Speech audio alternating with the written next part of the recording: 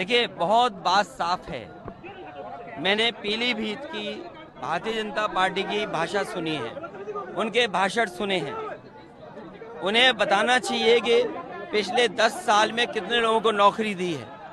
आज सवाल रोजगार का है। इस देश का नौजवान अग्निवीर व्यवस्था नहीं चाहता। इस देश का नौजवान पेपर लीक नहीं चाहता है, वो नौकरी रोजगार चाहता है। 30 लाख के लगभग सरकारी नौकरियां अभी खाली हैं जो भरी नहीं गई हैं, और नौकरियां इसलिए नहीं दी जा रही हैं क्योंकि उन्हें आरक्षण देना पड़ेगा। नौकरियां मिलेंगी तो आरक्षण देना पड़ेगा, इसलिए सरकार पीछे हट रही है। और जो महंगाई बढ़ी है उसका जवाब क्या है? दाल, सरसों का तेल, घी, सब्जियां तो चलो एक बार को अगर हमारे किसान को मुनाफा मिल रहा है तो ठीक है, लेकिन आप खुद सोचिए कि 2014 में नमक की कीमत क्या थी और 2024 में नमक की कीमत क्या है। इसका जवाब सरकार के पास क्या है? उद्योगपतियों का तो ये कर्ज माफ कर रहे हैं, 15 लाख करोड़ माफ कर दिया। इलेक्ट्रल बॉन्ड उन्हीं लोगों से लिया जिन उद्योगपतियों को इन्होंने कर्जा माफ किया। इलेक्ट्रल बॉन्ड को लेकर के क्या सरकार के पास सफाई है? इन्होंने अपने 10 साल में लोगों से झूठ बोला है, उद्योगपतियों को लूटने का काम किया है। बीजेपी की यही पहचान है, झूठ और लूट। लूटा इलेक्ट्रल बॉन्ड से और जनता को झूठ बोला कि हम खुशहाल कर देंगे, किसानों की आय दोगुनी कर देंगे। आज बताइए, जो सरकार एमएसपी नहीं दे पा रही, एमएसपी के कानूनी अधिकार की मांग कर रहे हैं। और मैं इन खाकी वालों को भी कह के जा रहा हूं, अगर हमारी फौज की भर्ती को, जो फौज सबसे सेंसिटिव है, हमारी सीमाएं सबसे सेंसिटिव हैं, चीन को लेकर के सवाल खड़े हैं कि रिजांगला को लेकर के क्या हमारा रिजांगला का मेमोरियल नहीं तोड़ दिया? चीन की फौज आई और रिजांगला का मेमोरियल तोड़ दिया। क्या आप ऐसे दुनिया में विश्वगुरु बनेंगे?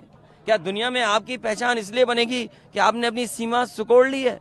आपकी सीमाएं सिकुड़ रही हैं। और सोचो, एक देश की बीजेपी की सरकार क्या कहती है कि अगर उन्होंने हमारे गांव के नाम बदले हैं तो हम चीन का नाम बदल देते हैं। चीन का नाम मत बदलो, केवल चीन से कारोबार अगर आप रोक दोगे तो शायद हमारा देश दुनिया में सबसे आगे दिखाई देगा। और जो बात मैं शुरू में कह रहा था कि अगर अग्निवीर को 4 साल की नौकरी कर सकते हैं तो हमारे जवान ये जो काम लिया जा रहा है, इन्हें खाकी पहने चल रहे हैं, इनकी हो सकता है 3 साल की नौकरी कर दे सरकार। सोचो, अगर 3 साल की नौकरी कर देंगे तो क्या होगा? But BJP is saying, sir, that they are heading towards clean sweep in this one. देखिए, कोई क्लीन स्वीप नहीं है।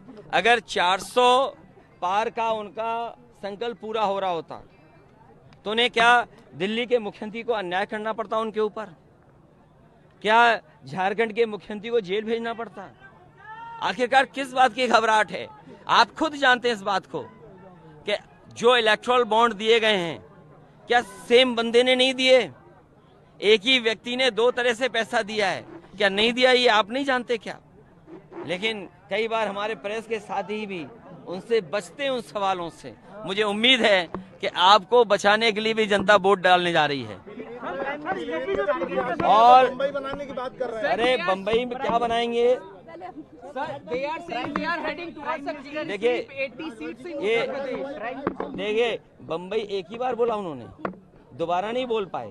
इसका मतलब है उनकी हर बात झूठी है। इसीलिए मैंने कहा भारतीय जनता पार्टी की जो पहचान है झूठ और लूट की। उन्होंने कहा किसान की आय दोगुनी कर देंगे, नौजवानों को नौकरी रोजगार दे देंगे।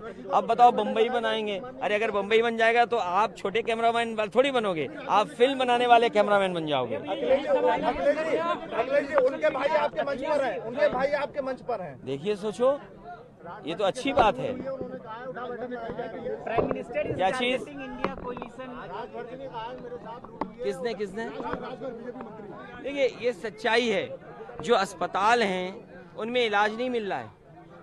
इससे पहले भारतीय जनता पार्टी के एक सांसद अपने बेटे के इलाज को लेकर के पीजीआई गए थे, एडमिट कराना चाहते थे, एडमिट नहीं हुआ, उसकी जान चली गई। उस समय थोड़ी बहुत कार्रवाई की थी इन्होंने डॉक्टर्स पर, लेकिन गलती डॉक्टर्स की नहीं है, आप बजट नहीं दे रहे हैं, संसाधन नहीं दे रहे हैं, तो डॉक्टर इलाज किससे करेंगे?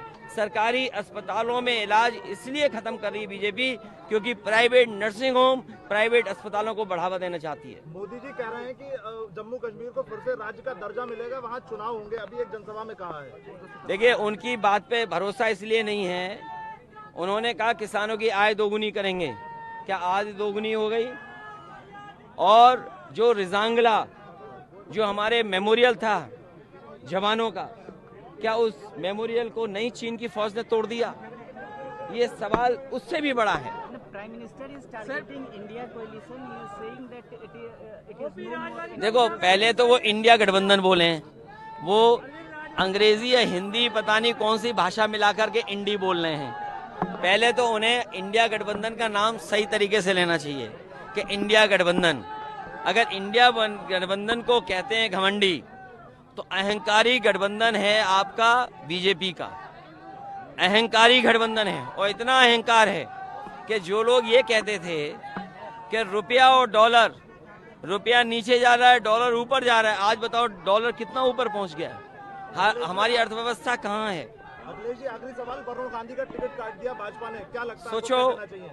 ये वरुण गांधी तो थे किसानों के साथ, नौजवानों के साथ, उनकी टिकट काट दी। जो पीलीभीत में काम ही नहीं करेंगे, पूरे प्रदेश में सड़क में गड्ढे हैं, बम्बई बनाने का सपना दिखा रहे हैं, उन्हें टिकट दे दी।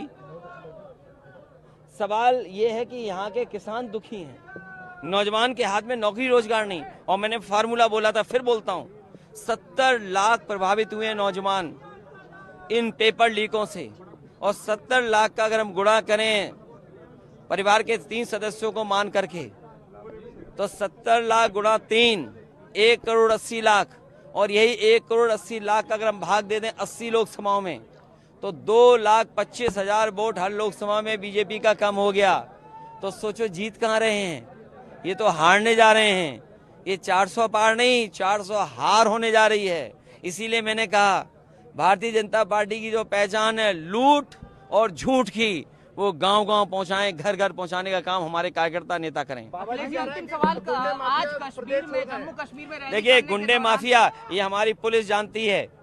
बनारस में पुलिस इंस्पेक्टर को भारतीय जनता पार्टी के नेता ने इतना मारा, लातों से मारा। बताओ, आपने वीडियो देखा होगा। प्रधान सांसद, देश के प्रधानमंत्री जी के लोकसभा के क्षेत्र में और सबसे महत्वपूर्ण चौराहे पर अगर बीजेपी का कार्यकर्ता नेता पुलिस के सब इंस्पेक्टर को किक करता है, उसकी पिटाई करता है, और बीजेपी के मुख्यमंत्री खुद बचाते हों, तो सोचिए कैसे न्याय दे पाएगी पुलिस? बताओ, जो इंस्पेक्टर पीटा गया है, सब इंस्पेक्टर, उससे इस पुलिस का मनोबल गिरा कि नहीं गिरा?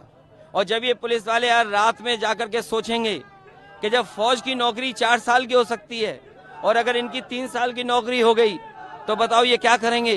ये घर जाकर के गांव जाके खेती करेंगे क्या?